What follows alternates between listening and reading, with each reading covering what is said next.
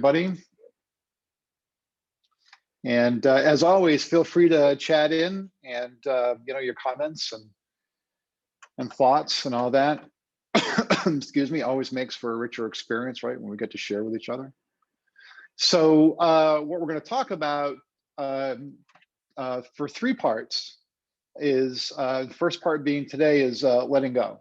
So it's a big topic, and we will only in 3 15-minute sessions, right? We'll only touch upon it. We probably won't do it a lot of justice, but it will be a fun conversation, and one I think that'll challenge us in how we look at our views of things, and how do we kind of think differently about things that have happened in our past, and what to make of them, and really how they helped us get where we are, even though it might not have been the path that we had originally chose. So it'll be a fun topic. It's one I always like. So why do we hold on to things that have happened in our past, right? That's the question. So and as we can see from our gentleman here, he's holding on pretty vigorously. And so why do we do that? Why do we hold on? And it's because many times we feel like something's been done, with emphasis, done to us, emphasis on to. And I found this Confucian quote, to be wronged is nothing unless you continue to remember it. To be wronged is nothing unless you continue to remember it. And I think that's pretty telling, right? Because a lot of times, like, we'll hang on to things because we feel like somebody did something to us. And maybe in some cases that might be true, okay? So I'm not minimizing that, but generally speaking. And in a lot of cases, our interactions with people and events we've had, or circumstances, right? It could be health, it could be any number of things where things have happened to us. It's just part of life, right? If we have an interaction with another person, well, we're on our journey and they're on their journey, and our journeys will intersect, and maybe it's not the outcome that we would have liked. But there's always a meaning and a purpose for the outcome, and we'll talk about that in a minute. So I think a lot of times we feel like something's been done to us, and there's I always like to look at events this way: that events either happen to us or with us, and whether they happen to us or with us really depends much on our perspective. So if I have a victim mentality around something, doesn't mean I have a victim's personality, but if I have a victim view of things, okay, then something happened to me. If I look at events, okay, as neither good nor bad, just an event, okay, now all of a sudden I'm the beneficiary of the information and the experience and the lessons that I've learned with the event. Now something's happening with me, okay? And I was listening to this podcast this weekend, and Neil Kramer is his name, and if you ever get a chance to look him up, and he was talking about, it was really a really interesting way to look at it, and I was thinking about it vis-a-vis this discussion this morning. He said, well, there's not hot, there's not cold, there's just temperature. I thought that was a pretty clever, he's an esoterist and philosopher, but I thought that was a really kind of a clever way to look at things. There's neither hot nor cold, there's just temperature. And I think this is kind of the same philosophy, right? If we look at events, am I a victim or am I a beneficiary? Because I'm having an experience no matter what, whether I look at it as a victim or a beneficiary, right? I'm having the experience. So what am I going to get out of it? So if I'm going to have the experience, if I'm a victim, right, all of a sudden my thinking narrows very quickly, and I start to look at what's been done to me. All right. But if I look at it and say, well, okay, I had this event. Now I'm having an experience. Now I'm having the experience with the event. Now I'm part of it. Okay, I'm not separate from the event. See, if I'm a victim, I'm separate from it. I'm not in a position of learning. And it's a little bit like what Neil Kramer said, right? Well, there's neither hot nor cold, there's just temperature. And so if we tend to look at it, if we tend to look at this as life's events, okay, from a beneficial perspective, and the beneficiary, it could be tough. It could be a tough event too. It could be something that is hard, right? Life here, we get stronger through friction, okay? That's why we have gravity, right? Amongst other things, right? But so it could be a tough event. But when we have tough events, okay, it's when we actually can benefit the most. It's because they're deeper and we learn the most then, right?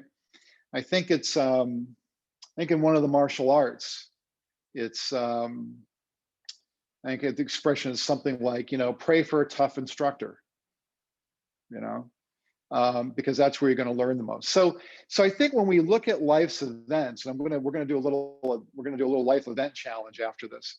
So when we're looking at life's events, we want to look at them when things are happening, right? Am I going to choose to be a victim, which means now something's happening to me, okay? Or am I going to be a beneficiary where all of a sudden my field of vision widens and I'm non-judgmental, okay, or less judgmental. It's always hard to be non-judgmental, but less judgmental. And now I'm taking in the information. Now I'm benefiting, because once I take in information, okay, I benefit.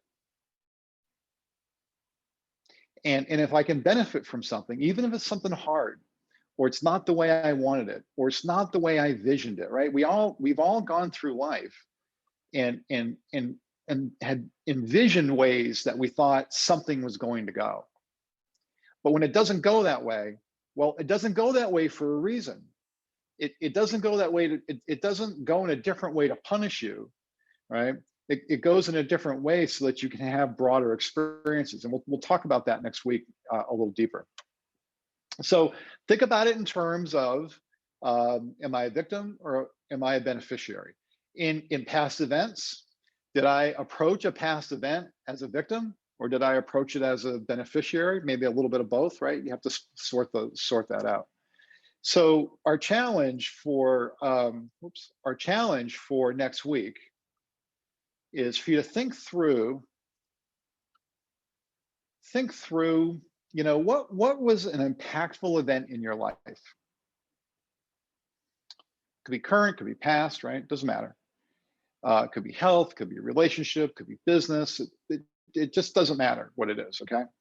Think about a really impactful event, or events, right, plural, that didn't really turn out the way you'd hoped. But they're still strongly in your thoughts today. Like it had an impact on you. It might have had an impact as I'm still angry about it. It might still have an impact of that was unfair. Might have an impact that, wow, that was the toughest thing that ever happened to me, but man, did I learn a lot. Could be, right? All of that, could be any of that. So just be objective about it.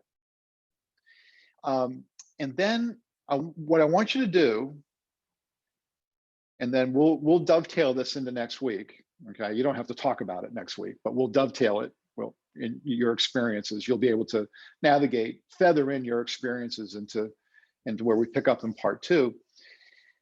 In what positive ways did that event affect you? Like in what positive ways that you didn't anticipate, even though that event didn't go the way you thought it was going to, in what positive ways has it impacted your life path? And map it out. But you have to write this out, okay? Could be 3 bullets, could be 5 bullets. I'm a bullet person. It could be paragraphs, however you want to do it. But, I had this event. I thought I was going this way. I ended up, which is what I wanted, which was what I thought I wanted, right? A lot of times it's what I thought I want. I ended up going this way, which was the way I wasn't planning on going that way. It was a surprise to me. And although I wanted to go in a different direction, this new direction had benefits. And what are they? list them out, map them out. And you could still be a little tweaked about a past event today. But if you start mapping it out about, well, how did it impact my life? And how did it, or circumstance or circumstances, and how, and it led me to where I am today. And what were the things I learned? What were the positive things that happened to me? Okay. I think you'll be surprised, because all these events, when they happen, when things don't happen the way that we want them to, it's really because there's a learning to take place, right?